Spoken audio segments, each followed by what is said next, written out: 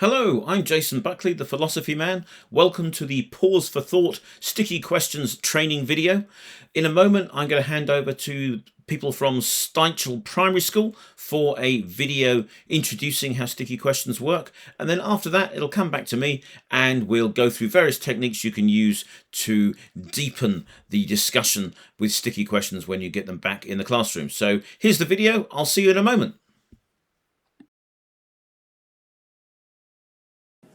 Sticky questions is something that your teacher gives you normally on a Friday, and what you do is you have to go home and your family or friends, you ask them the question and they've got to try and answer, and then you bring it back to the classroom on Monday and then you explain your ideas. We send our sticky questions home on a Friday as kind of like a homework, and the children come in on the Monday and they get so excited to discuss what they've been talking to their parents or their older siblings about at home. We have been working on P4C for 7 years, and we've been through various versions of what it looks like for our school. This has been a really interesting development in terms of taking it out into the wider community, and the nature of the questions is so non-threatening that everyone can kind of buy into it. I think it's quite nice that there are children who might sometimes be a little bit quieter still in our P4C sessions during class time, that come back in and are a lot more vocal when we're doing sticky question feedback, because they've had that time to rehearse ideas and chat with family members or brothers and sisters, and it's almost like they've got more confidence. I like the fact that you have a question that you can argue about. You can hear other people's opinions about stuff, and you can share your opinions with other people. Just a simple question, but then it just gets loads of questions from that question. Sometimes I have points that I can't really get out into words, but I enjoy these discussions so much that I have a more powerful drive to put my opinions forward, and that kind of helps me find the better words. I think as the kind of weeks have gone on, they've been opening their eyes a little bit more to thinking about the other children's responses and then coming back to theirs and thinking, oh, actually, I can see the other side to that as well. Normally, if your friends agree with you, you'd want to agree with them, but then you can actually have your own opinion on it. I've seen when children come out to their parents, a buzz of excitement as children say, this is what we're going to talk about tonight, and the parents reading on the sticky question on their top, what it is that they're going to discuss later when they get home and so on, and even starting to talk about it on the playground there and then.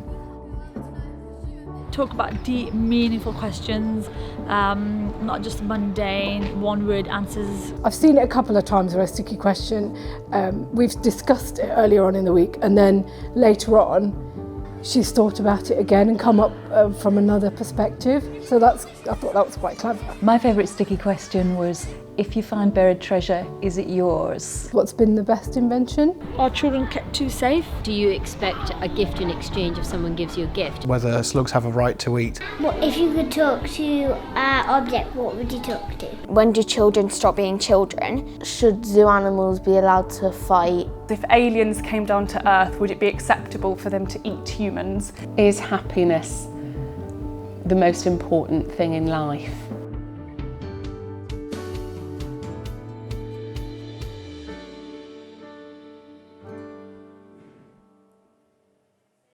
So you can see there how much those questions have become embedded in the philosophical life of Steichel Primary. One little tweak you might like to try. They mentioned they're giving out the questions on the Friday and then having the discussion on the Monday. Some schools have found that when they do that, it's a little bit too long. Because people have got plenty of time, they end up not finding the time. So some schools have found it's better to give them out one day and then have the discussion the next morning, because then it's something that happens that same evening. This video is going to be a quick fire mix of particular ways you might run those discussions when the kids come back in with their sticky questions, and also general tips about oracy and sort of principles behind getting kids talking more. At various points in the video I will go pause at which point you can stop me and then you can reanimate me when you've done whatever it is I'm inviting you to do. The first thing I would like to share with you is an activity called Grudge Match, for which I need my trusty brick, who is called Michael. The question I'd like you to imagine we're doing is, can you love a brick? And we're going to do a thing called Grudge Match, where you, as a class, get to choose which way you're going to argue, and then the teacher, facilitator, will argue the other way. So this is a way of giving kids the great pleasure of arguing back against the adult and being invited to disagree with the grown-up. So let's assume that you've all argued that yes, you can love a brick. I might then kick off, having first of all got you to chat in pairs to get some reasons ready, so you've got lots of ammunition. While you're doing that, I might be kind of doing some artificial stretches to show that I'm kind of getting ready to join the battle, you know, make it a little bit competitive and so on.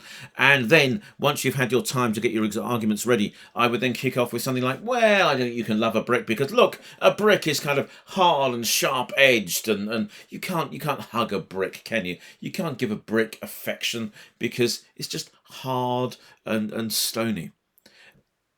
Pause while you argue back, and maybe if one of you would like to be me, so pause. Our next activity is called Flipflop, and for that we need another kind of binary question, one with just two answers rather than lots of possible answers. We're going to use, if something is natural, does that make it good? That's from the Year 7 ones. And what we're going to do with Flipflop is you get the class split in two, and you say, okay, people over this side, you are going to start out arguing that yes, if something is natural, that does make it good. And you are going to start off arguing that no, if something is natural, that does not make it good. And then you're going to come up with arguments for the side you've been given. And then at some point, I'm going to say flip, at which point you swap places with your partner and you argue the opposite of what you were just arguing. And then you go flop, and they all have to argue back again to where they were arguing in the beginning. So let's do that now. If you could form two long lines facing each other, okay?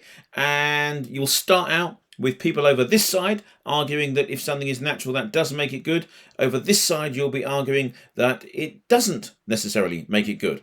And then somebody, pretending to be me, will at some point in the discussion say flip, and you will all swap sides with your partners and argue the opposite, and then that person will say flop, and you will swap back again and argue for what you were arguing in the first place. So, pause.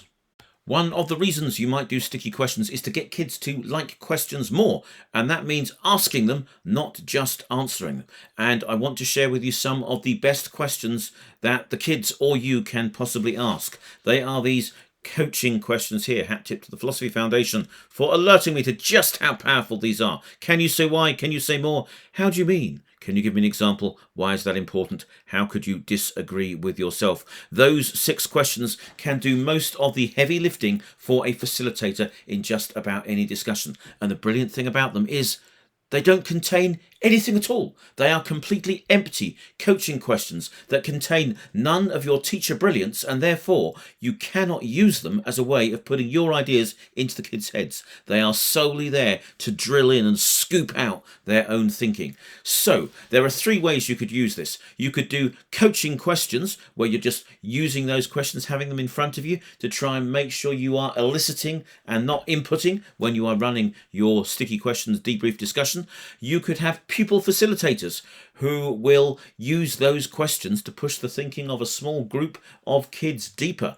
Or you can do what I'm going to invite you to do now, facilitator or facilitatee, when one of you is in a pair trying to answer the sticky question of the week, the other is the facilitator using those questions to push the thinking deeper. So the question that you're going to be trying to answer is this one: if children could run a school for grown-ups, what would they teach?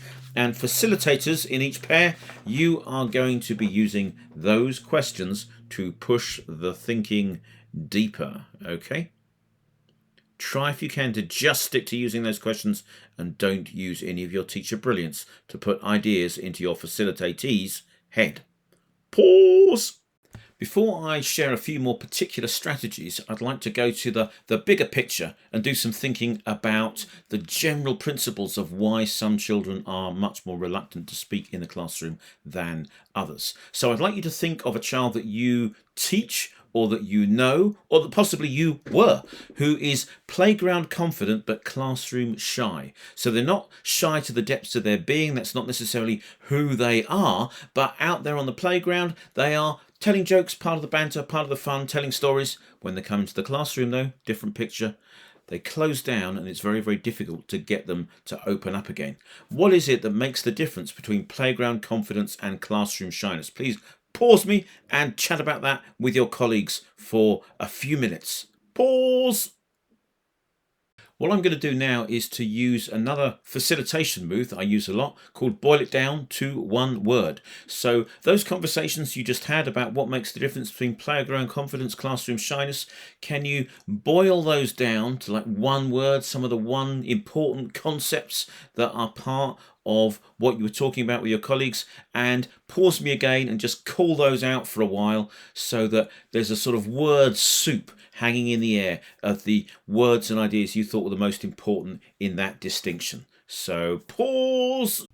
This is the part of the session where I attempt to read your minds and to extract from them some of those words that you've just been calling out. I think I heard judgment. I heard freedom. Maybe I heard informality, confidence. I might have heard judgment again. I might have heard competition. So those are some of the factors that are different out there, and I want to group them into three areas which map onto three principles of philosophy for children in my book. Anyway, literally in my book, because these are the three principles in philosophy circles. They are get moving, why questions, and take a back seat. So first of all, if you were saying things like, freedom and informality and so on, if you can get the kids moving, have them stood up, talking to each other, and it's a much more natural way of communicating. Children don't generally sit around in the pub or at dinner parties, so more of their conversation takes place stood up, face to face. They can put their physical energy into what they're saying. Their volume will increase if they are stood up to talk. And because they can face each other, that means they're not facing you. So they're not as aware of you, which will be important in our third principle. So whenever you can get a bit of playful competition, kids facing up different sides, all that sort of thing, like you have out on the playground when they are playing games, the more you can turn talking into a game, the more the kids will enjoy it, because they'll feel it's talk for them rather than talk for you. Second principle, why questions? Yeah, you might have said things like like confidence and so on. Nothing gives a kid more confidence to talk than the feeling that they are not going to be caught out on the wrong side. Yeah. Now, I'm not going to say in philosophy there are no right or wrong answers, because I don't believe that. There are certainly some wrong answers, some seriously, weirdly wrong answers in the history of philosophy. But for the children, that's how it feels. Whatever you say to them about, moral relativism, blah, blah, blah, blah, blah, it feels to them as if whatever they say has the possibility of being valid, because the questions we ask in philosophy are why questions, questions where reasonable people could argue this, reasonable people could argue that. And it's possible to draw in both your less confident, less academic learners, and also give a challenge to your most academic learners by asking questions that you can carry on arguing about until the cows come home. The harder it is to decide, the more there is to talk about. To reinforce the power of those why questions, if sticky questions is something you've been doing for a while, please chat to your colleagues about any questions your class have particularly enjoyed, and see if you can get some insights together with what made them particularly fertile questions. And if sticky questions is something you're about to get into, have a look through your box, open the goodies, and have a look through, see which questions in there you're particularly looking forward to talking about, because you think they are going to divide opinion and make for some interesting discussion. So have a chat about some questions. Pause. The third factor is really, really important, and the third factor is you. Out on the playground, you're not there. Or if you are very, very much outnumbered, because there are far more of them than there are of you. But in the classroom, although they still outnumber you, your presence looms large over the classroom.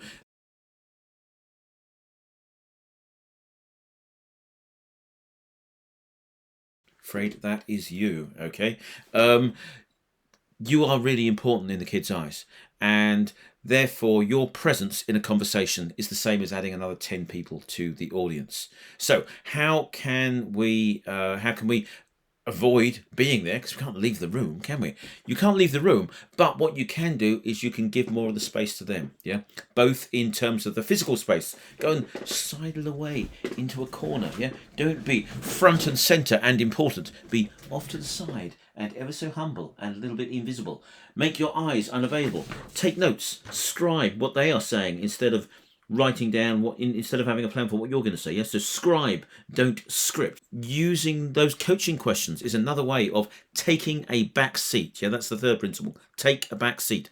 If you use those coaching questions, you are being humble. You are putting yourself at the service of their discussion rather than orchestrating their discussion from on high using your expertise, because your job is to push for deeper thinking, not to put your ideas into their minds while they're doing philosophy.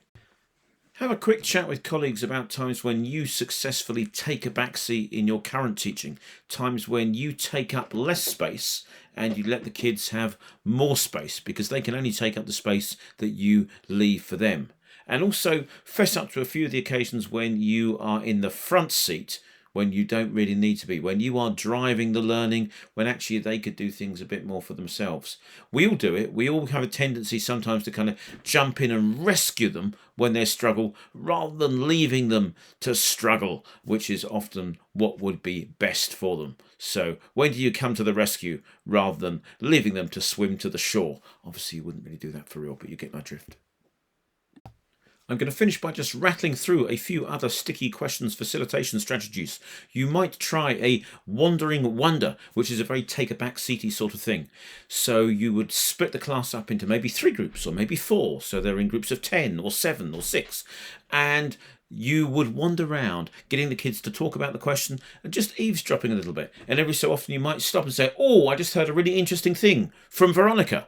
Or you might not name check Veronica if you know it's better not to, but for her to just know that you heard her interesting thing. So you take stuff from one group, you reflect it back to everybody so that the ideas can swap around, but without anybody having to speak to the whole class. Yeah, we have to be kind to those kids who find speaking to the whole class terrifying, because there are lots of them. They'll be happy in 2s, in 4s, maybe at their table of 6, but then 30, too many. So for those kids, we need to spend more time in like a quarter of the class, a third of the class, a half of the class, those larger intermediate groups that we don't often spend time in. That way they can just extend their comfort zone a little bit so they can get to the point where they can talk to slightly more people until eventually, hopefully, every child in your class, when they feel they have something they want to say, will be able to say it in front of all of the others. And that is a tremendous gift for life.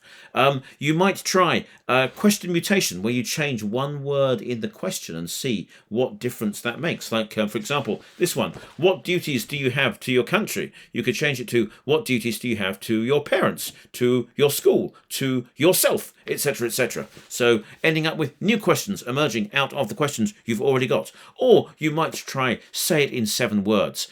So get everybody. It's pretty handy if you're pushed for time on a particular occasion.